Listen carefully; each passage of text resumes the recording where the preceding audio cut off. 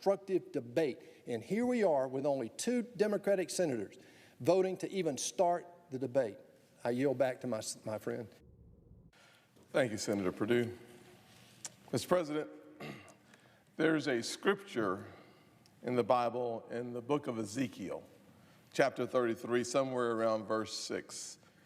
And that scripture talks about a watchman on a wall. And his job is to simply say, there's danger coming. Very important job. The watchman's job is to simply say, there is danger coming. I had that conversation, as Senator Perdue spoke about, 5 years ago. I didn't find anyone on the other side willing to engage in that conversation then. And here we are 5 years later. There is danger coming. I want us to hear this clearly, because as we look out in the streets of America and we see more unrest and we see more challenging situations, realize that there is danger coming. The watchman's responsibility is to call out the danger, as the bloodshed happens, the blood, according to Ezekiel, will not be on the hands of the watchman. But if he does not shout out, if he does not articulate that there is danger coming, then the blood is on his hands. Mr. President, there is danger coming.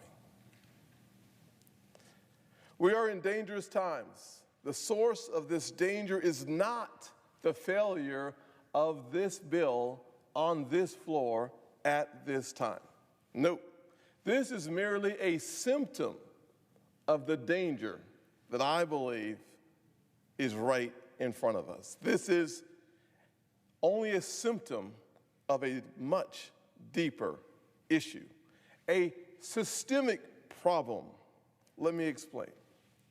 I'm a kid who grew up in poverty, abject poverty in many ways. There's much worse poverty in America and certainly around the world than I grew up in. I'm talking about the poverty where when you come home and you hit the light switch, there's no light. I'm talking about the kind of poverty that when you had a phone attached to the wall and you picked it up, there's no sound.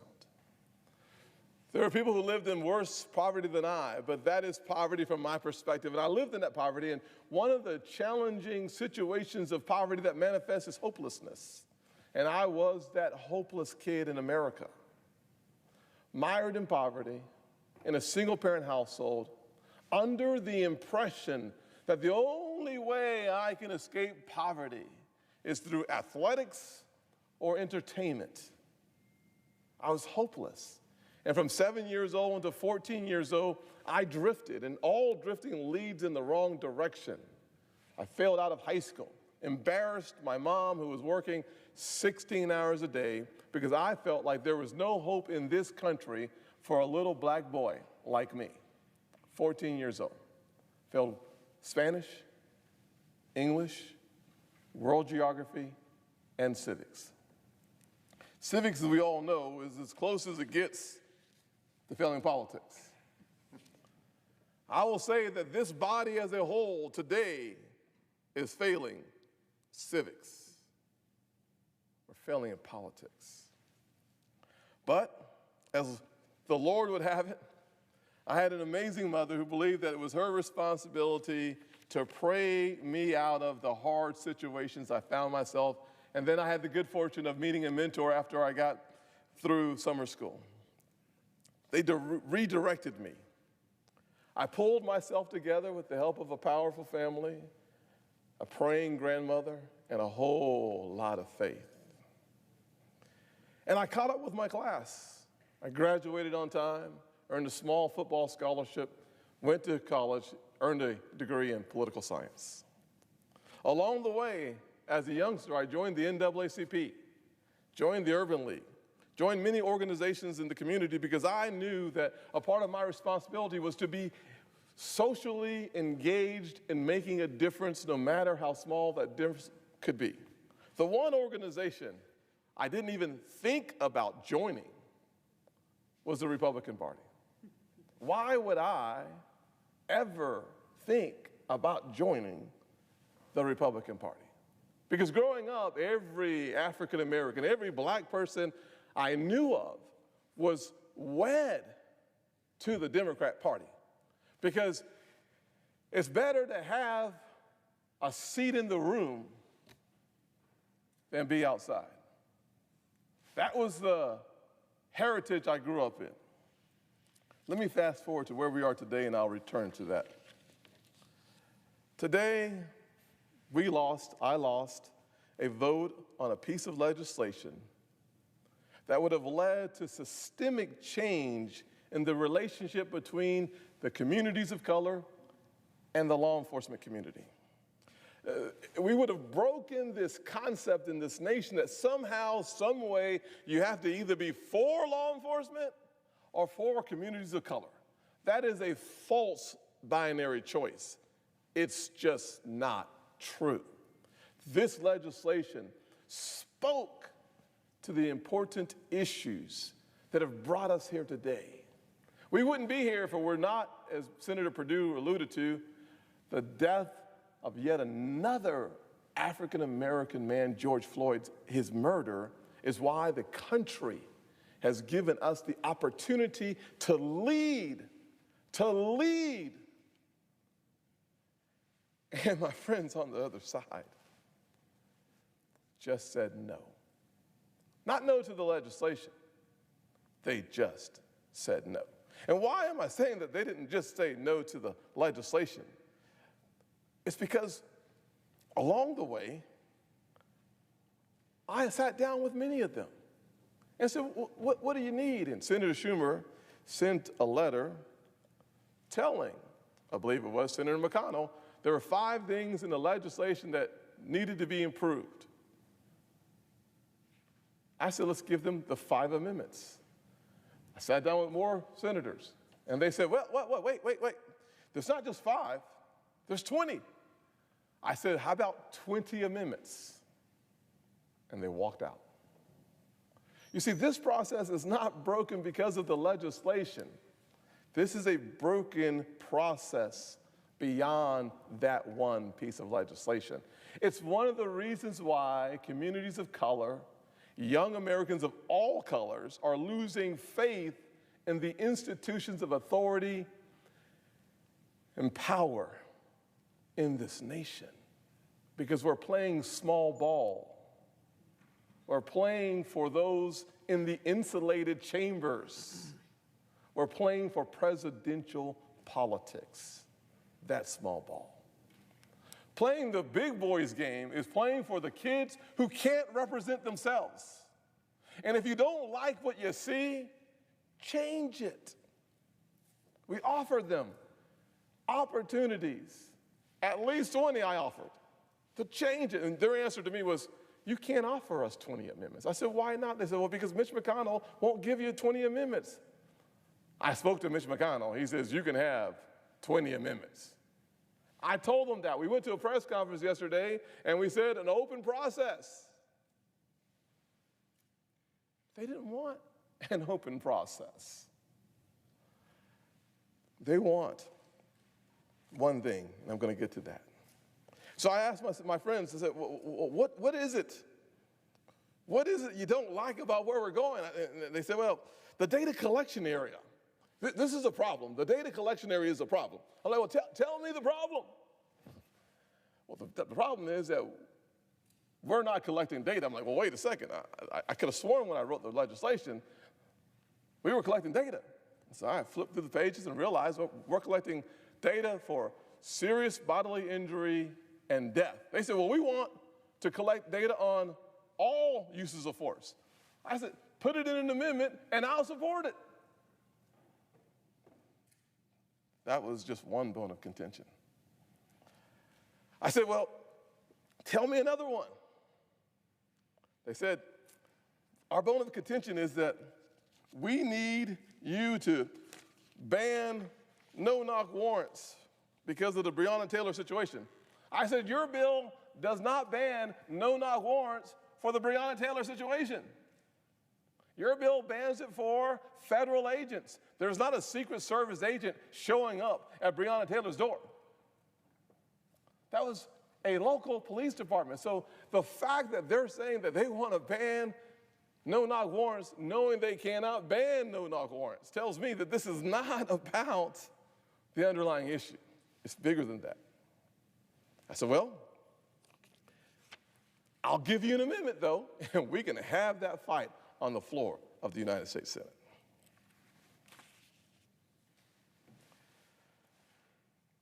As a matter of fact, I said, tell me any issue you have with the legislation. Well, we went to de-escalation training, the duty to intervene, best practices. I said, in the legislation, in the legislation, in the legislation. I was like, I don't have any here, so I didn't pull it out. But here's where I said next. I said, let's talk about tactics then. They said, well, you don't ban chokeholds. I was like, I could have sworn I banned chokeholds in there somewhere. And then I read the bill. They don't ban chokeholds on the local level, the state level. You know why? There's this little thing called the Constitution. They can't ban chokeholds.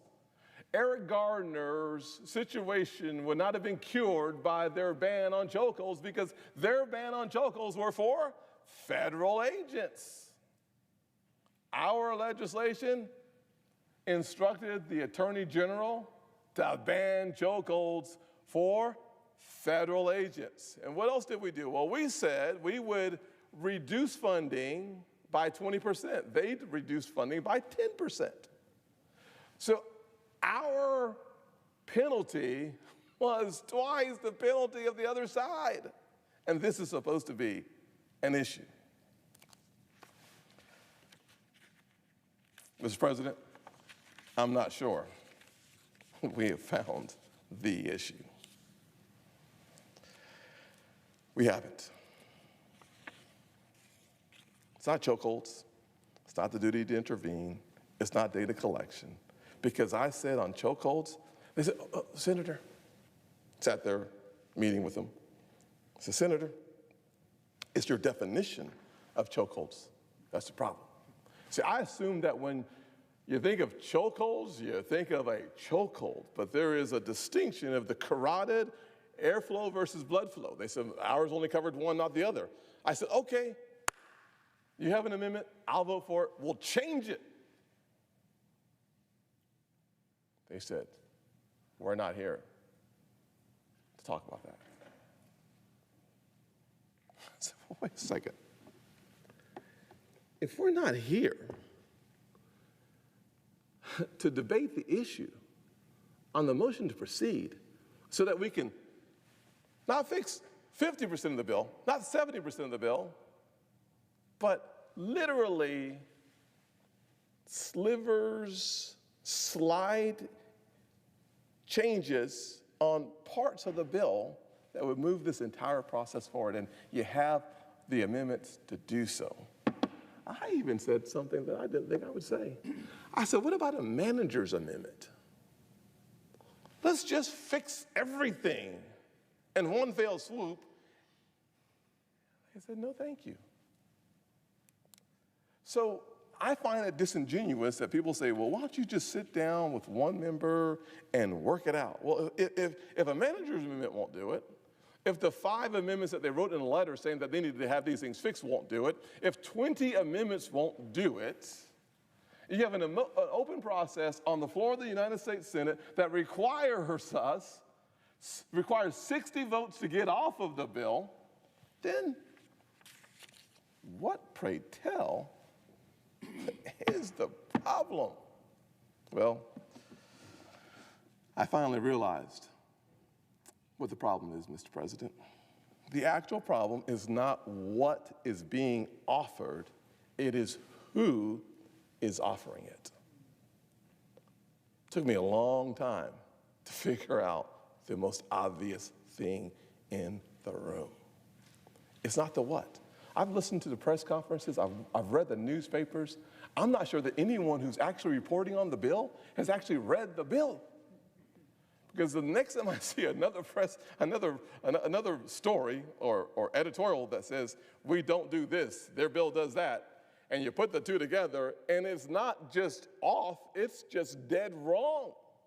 So I realized finally, it's the who that's offering this.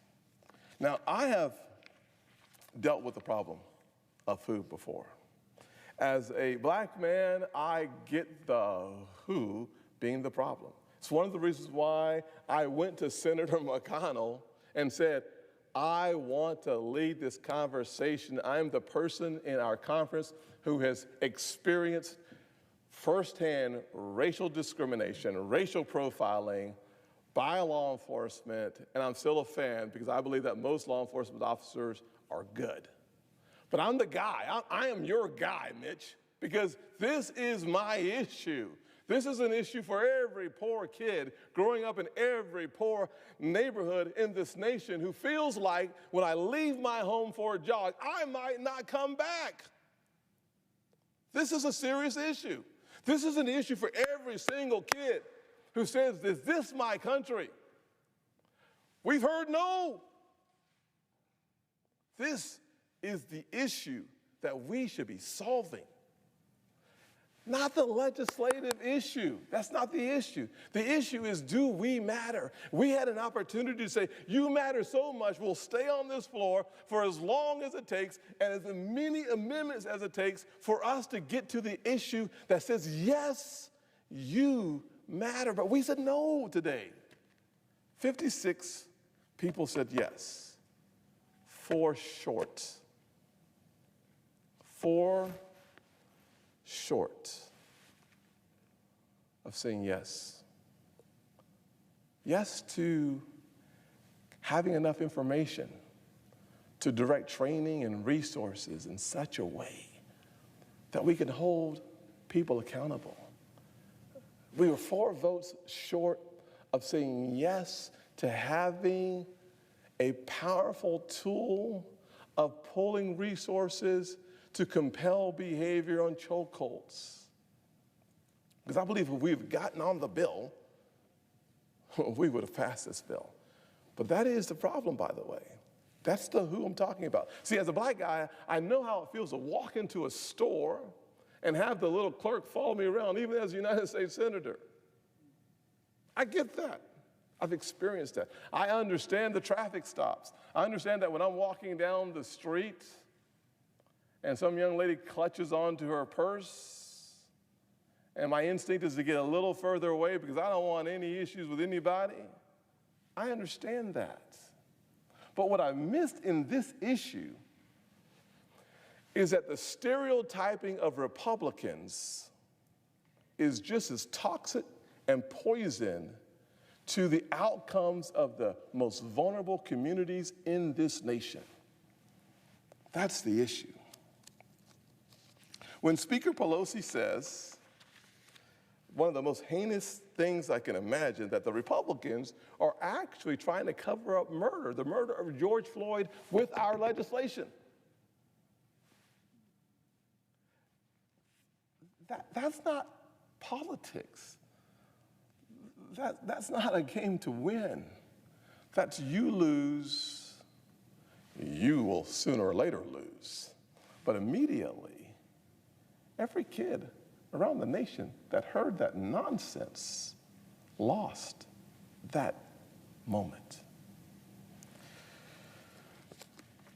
You see, what's become evident to me is that she knows something that we all know. She knows that she can say that because the Democrats have a monopoly on the black vote. And no matter the return on their loyalty, and I am telling you, the most loyal part of the Democrat construct are black communities. And no matter the loyalty of the people, the return they get will always continue to go down, because in monopolies, you start devaluing your customer. You see, today we could have given, at the very minimum, 70% of what they say would be important for the people we say we serve. But instead of having a debate on that today and getting not 5 amendments, but 20 amendments, a manager's amendment, and instead of going forward and getting what you want now, they've decided to punt this ball until the election.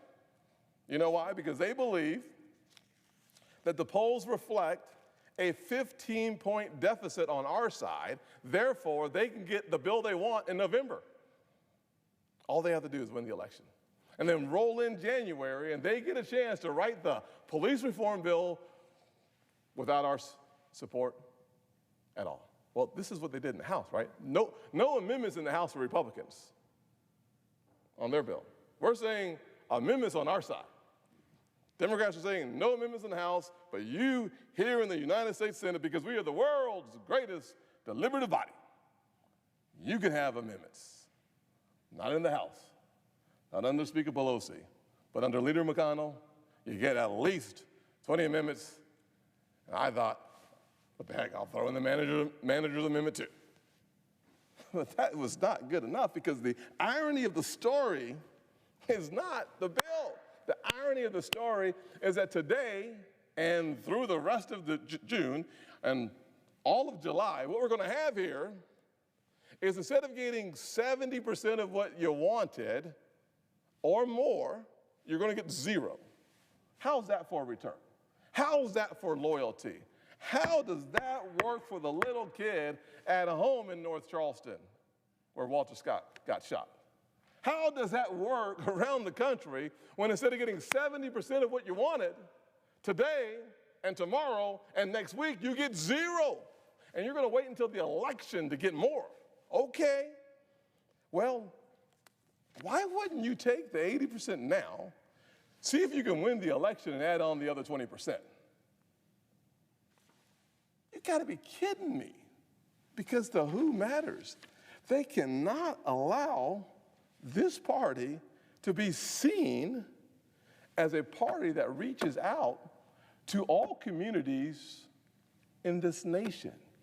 And unfortunately, without the kind of objectivity in the media that is necessary to share the message of what's actually happening, no one will ever know. Because if you don't read it in the paper, it must not have happened. If you don't see it on TV, on MSNBC or CNN, it must not be true. That's the problem. Let me just say this. I think we are willing to compete for every vote, everywhere, all the time. That might not be true in every corridor of the nation, but it's true in most corridors of the nation. And this party has reinforced that truth, not by the words coming out of my mouth, but by the actual legislation signed into law. Senator Perdue started talking about the important work that we did on opportunity zones, and I'm going to wrap it up in 2 minutes here. It's lunchtime. 2017, we passed tax reform. I included in the opportunity zones $75 billion, real money, to the most distressed communities in this nation. How did that happen? Well, me and President Trump had a serious disagreement on his comments after Charlottesville.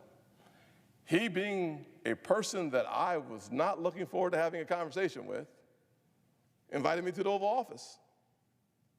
I sat down, Ben, and I said, what do you want to talk about? The president said, tell me about your perspective on racial history.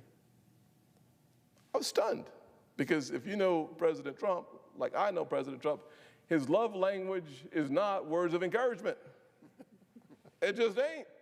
I know ain't a word, but it's not. But he listened. And at the end of our conversation, he simply said, tell me how to help those I've offended. I didn't know what to say, so I pulled out my back pocket and got opportunity zones. I didn't go in there prepared for him to listen. That's not supposed to be funny, but it is. I mean, I didn't expect him to listen. But he did. He listened. He leaned in and he said, tell me how to help the folks I have offended. I said, well, let's work on opportunity zones together. He said, yes. I was like, what? He said, yes. He was concerned enough about the communities he had literally just offended. He was concerned enough to go to work on their behalf, and that's why we have opportunity zones. I was like, well, this might work again. So I went back to the president and said, you know, there's a lot of work that needs to be done around the Hbcus, historically black colleges and universities. He said yes. He said yes. We said yes. And let me just say this. When we started saying yes, we control the White House, we control the Senate, and we control the House. So it wasn't because some Democrat came over here and said, you got it. In order to get our votes, you got to do this. That's not what happened. He said yes because the Republican Party said yes. We stood together with all three levers of government under our control. We got opportunity zones done. We started the process of reinvesting in historically black colleges and universities, and the head of the United Negro College Fund said at my last fly-in that this is a record level of funding ever. His words, not mine. I'm not sure what ever is. Maybe that's longer than I've been alive. Literally more money for HBCUs ever brought to you by the Republican Party. I said, well, if that's working, let's do it again. So we went to stem cell research, which stem cell research for sickle cell anemia, which is 100%, basically speaking, 99.95% African-American disease. He said yes. Lamar Alexander, the head of the chairman of our help committee, we were fighting over funding for HBCUs. We made it permanent funding for the HBCUs led by a Republican chairman of the Education Committee. President Trump signs it. We have delivered historic funding and permanent funding for HBCUs. Now, I'm not going to go to the because I'm running out of time. I'm not going to go to the pre-pandemic numbers in minority communities for unemployment. Unemployment not only at a record low, but we had labor force participation rates increasing. Let me say that differently. Not only did we get more jobs for black folks and brown folks, the number of folks in the community started having an increase in the number of folks working. This is called basic conservative politics. It works. 7 million new jobs. 2/3 went to African Americans, Hispanics, and women. In a full economy, all boats started rising. Don't believe me? Check your accounts. That's what it looks like. COVID-19 hit us. And what did we do? We not only approved $2.3 trillion and then another $500 or so billion and $450 billion that would be multiplied in the commercial facilities by probably 7 or 8, another $3 trillion, $6 trillion relief package. But what did we do inside that package? We targeted small businesses to save small businesses. And by the way, we added $1 billion for historically black colleges and universities. Let me tell you what the biggest threat is. The biggest threat is that this Republican Party keeps showing up and delivering. I've got 12 more pages to go. It's like being at church with the third closing.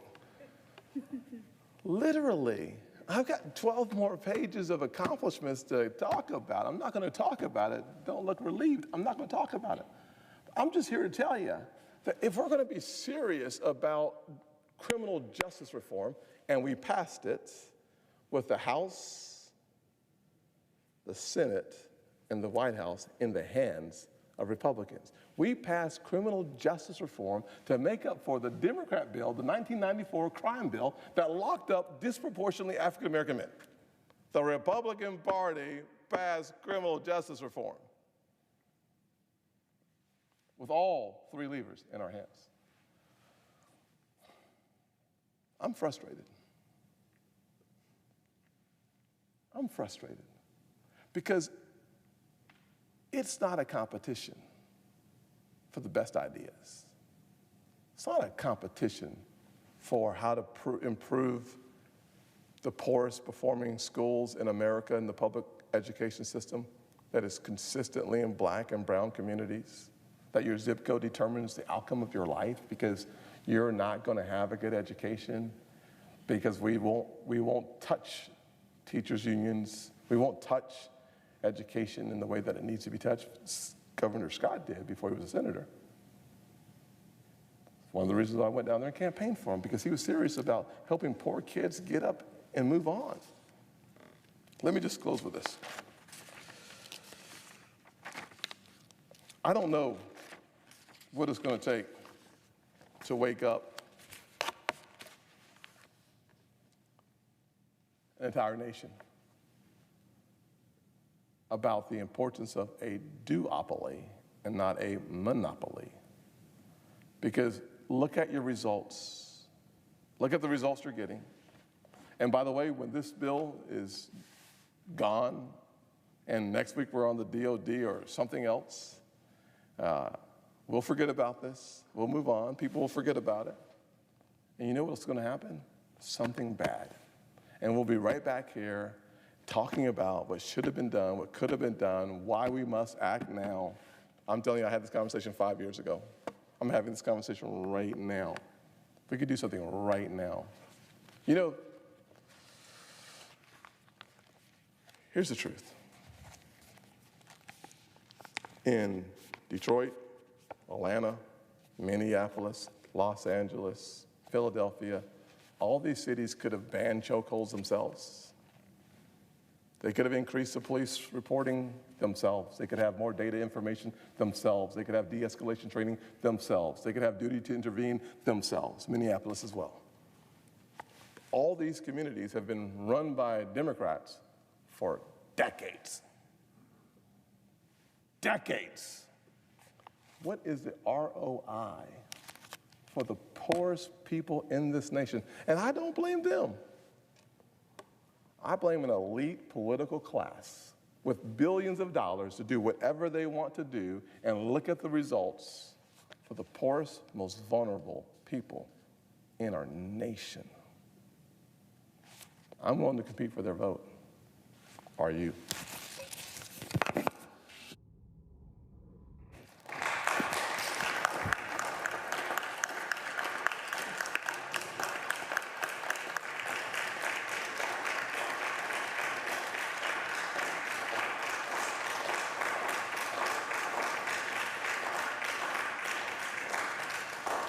Mr. President. Senator from Virginia. Mr. President, I came to the floor to hear my colleague from South Carolina with no notes